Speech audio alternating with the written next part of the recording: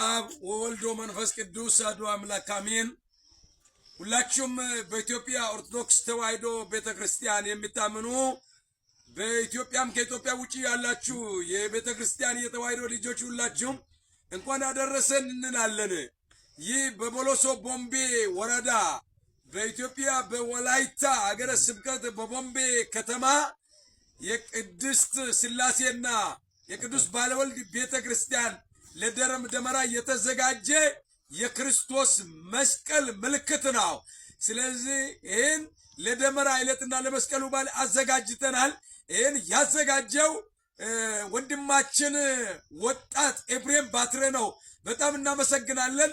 ለዚህ የተመረጣችሁ ኮሚቴዎች ይህ በዓላችን ከወትሮ በተለየ ሁኔታ የሚከበር መሆኑን እናሳውቃለን። እግዚአብሔር ለዕለቱ ለደመራ በዓል በሰላም ያድርሰን ያድርሳችሁ። እኔ መላከ ብርሃን ቄስ ሰለሞን ተረጨ ነኝ።